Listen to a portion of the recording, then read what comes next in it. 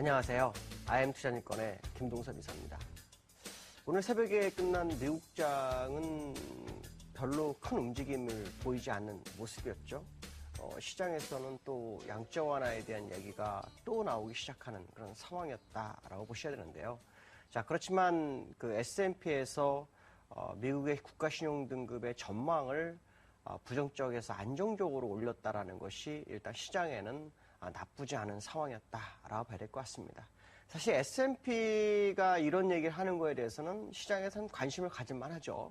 왜냐하면 2011년도 8월에 S&P가 미국의 신용등을 강등하면서 전 세계 글로벌 시장에 급락을 했던 기억이 있기 때문에 그들이 부정적에서 안정적으로 일단 전망치를 올렸다는 것은 추가적으로 일단 신용등급을 강등할 만한 이유가 없다라는 것을 나타내고 있고, 미국이 GDP 대비로 재정적자 비율이 84% 정도가 되는데 이 부분을 상당히 안정적으로 바라보고 있다라고 보시면 될 것 같습니다. 어쨌든 미국에서는 신용등급에 대한 우려가 좀 있었던 부분은 있었으나 일단 이 부분을 비껴나가는 그런 상황이 됐기 때문에 주가에 상당히 긍정적으로 작용할 수 있는 부분이 있다라고 봐야 될 것 같고요. 미국에서 지금 중요한 것은 양적 완화를 언제 종료할 것이냐에 대한 부분인데, 여기에 키포인트가 이제 두 개로 나눠집니다. 하나는 고용에 대한 포인트를 맞출 것이냐, 아니면 인플레이션에 포인트를 맞출 것이냐에 대한 부분이죠. 인플레이션에 맞추게 되게 되면 일단 그 주택 가격에 관심을 가져야 됩니다. 왜냐하면 주택 가격이 급등하게 되면 인플레이션은 갑작스럽게 상승할 수 있는 부분이 있죠. 물론 유가에도 상당히 중요한 부분이 있겠지만 어쨌든 주택 가격이 오르고 있다. 대도시 주택 가격이 작년 대비로 10.6% 정도가 오른 것으로 봤을 때는 인플레이션이 다시 반등할 수 있는 부분이 있다라는 부분이죠. 사실 이 부분에 대해서 얘기하는 것은 폴 볼커라든가 그린스펀, 예전에 FRB 의장들이 이 얘기를 하고 있죠. 인플레이션이 중요하다. 인플레이션이 갑작스레 오르게 되면 이것을 막을 수도 없고 주체할 수 없는 상황이 발생했을 때 시장은 상당히 위험할 수 있다. 그렇기 때문에 이 부분에 포인트를 맞춰라 라고 얘기를 하고 있죠. 그렇지만 지금 에반스에 의하면 실업률 6.5에 인플레이션 2.5를 맞추고 있기 때문에 이런 부분을 감안한다면 사실 고용도 무시 못할 확률이 높다라고 생각해야 될 것 같습니다. 제가 볼 때는 인플레이션보다는 고용이 더 중요하다라고 봐야죠. 왜냐하면 인플레이션이 만약에 문제가 될 거라면 지금 금가격이 이렇게 낮을 수가 없습니다. 인플레이션이 되면 금값이 안전자산 선으로 해서 엄청나게 올라가고 있는 그런 상황 속에서 인플레이션이 생기겠구나라는 우려감이 생기는 건데, 금값이 지금 더 낮은 가격이 있기 때문에 이런 모습을 보았을 때는 인플레이션은 지금 우려할 상황이 아니지 않나 이렇게 생각이 들고 있고요. 오히려 제가 볼 때는 실업률이 더 중요하다라고 생각을 하고 있습니다. 왜냐하면 실업률이 실제로 문제가 되면 사실 경기부양책을 한 것이 무용지물이 될 수 있는 부분이 있죠. 아무리 주식이 많이 올라가고 시장이 좋아도 실업률이 올라오지 못하는 상황이 발생하게 되면, 내려오지 못하는 그런 상황이 발생하게 되면 그 체감이 굉장히 떨어지게 되죠. 그렇게 되면 사실 시장에서는 신뢰를 잃어버릴 수 있기 때문에 사실 FRB 쪽에서는 실업률에 더 포인트를 맞추는 게 맞다라고 판단하고 있고요. 실업률이 낮아짐으로 인해서 많은 국민들이나 주변 어떤 사람들, 투자가들이 어떤 체감이 상당히 좋아지는 상황이 돼야 한다라는 부분이죠.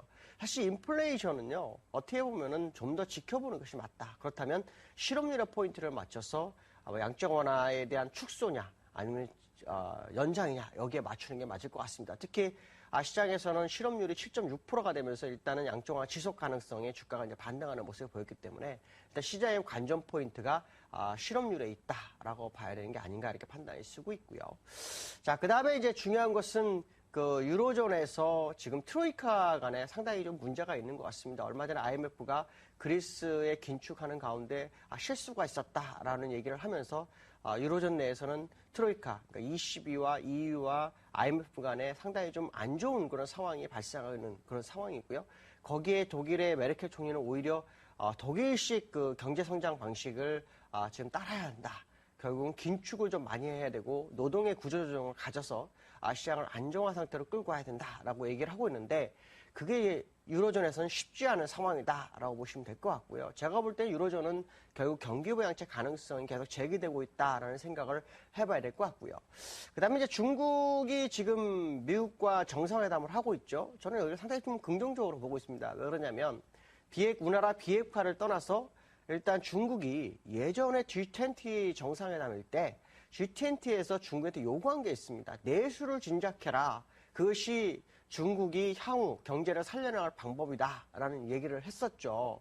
그때 시장에서는 내수를 할까 했었는데 시진핑이 등장하면서 그 G20에 대한 얘기를 들으면서 내수 진작 쪽으로 방향을 틀었죠. 그래서 지금 시장에서는 중국이 경기가 둔화되고 있기 때문에 경기 부양책을 해야 된다. 재정 지출을 확대해야 된다 얘기했지만 내수를 유지하고 있는 상황이거든요. 근데 만약에 이번에 미국과의 대화에서 미국에서 경기 부양책을 요구하는 상황이 발생한다면 중국이 아마 이걸 들어줄 수도 있는 그런 상황이 될 수도 있다. 중국의 시진핑이 귀를 열고 사는 사람이기 때문에 이런 부분이 어쩌면 상당히 긍정적으로 작용할 수 있는 부분이 있기 때문에 중국이 경기 부양책으로 이후에 갈 수 있는지를 좀 확인해 볼 필요성이 있다라고 말씀드릴 수 있고요.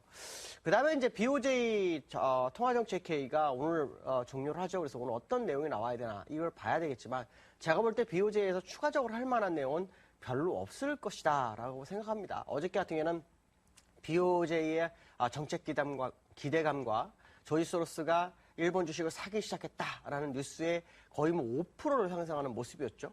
자, 그렇지만 일단 제가 볼 때는 일본장은 그렇게 쉽게 다시 정구점으로 가기는 어려울 것이다 라고 판단하고 있고요. 그 다음에 이제 우리나라가 어저께 소폭 반등을 했는데 좀 아쉽죠. 더 많이 상승할 수도 있는 재료가 많은데도 불구하고 시장에 영향을 주지 못하고 있는 그런 상황입니다. 그러나 결국에서 국내장은 다시 상승 쪽에 무게가 실릴 것이고 이번 쿼드러블이 마감되면서 지나가면서 주가의 방향성을 제시하지 않을까 이렇게 판단하고 있고요. 자, 기술적 분석을 보면 미국장은 오늘 소폭 하락하는 모습이었죠. 그렇지만 하락이라 할 수 없는 상황. 추세적으로는 다시 전고점 15,500까지 갈 수 있는 그런 상황이다라고 보시면 될 것 같고요. 자, 그 다음에 프랑스 차트입니다. 프랑스 차트는 약간 좀 후행 스피드 좀 안 좋은 상황이 있습니다. 그렇기 때문에 약간 횡보가 필요한 상황이다라고 말씀드릴 수 있고 만약에 가파르게 오르는 모습이 나온다면 주가는 이전 고점 4,070을 향해서 갈 확률이 굉장히 높다라는 생각을 해야 될 것 같고요. 국내장은 어저께 건 업데이트 되지 않았지만 아주 중요한 자리에서 지지력 테스트를 일단 했기 때문에 오늘 다시 한번 상승하는지를 좀 확인하셔야 될 것 같고요. 그 다음에 엔화입니다. 엔화는 지금의 모습을 보시면 올라갈 수 있는 건 제한되어 있습니다. 근데 이거를 보기 전에 일본 니케이 225가 되게 중요한데요. 이걸 보면 후행 스팬이 더 이상 갈 공간이 없다. 이걸 뚫어버리지 못하면 다시 내려와서 흐르기 때문에 엔화도 역시 92엔대로 다시 갈 확률이 높다라고 보시면 될 것 같습니다. 오늘 화요일입니다. 오늘도 즐거운 하루 되시고 승리한 하루 되시기 바라겠습니다. 여기까지 하겠습니다. 감사합니다.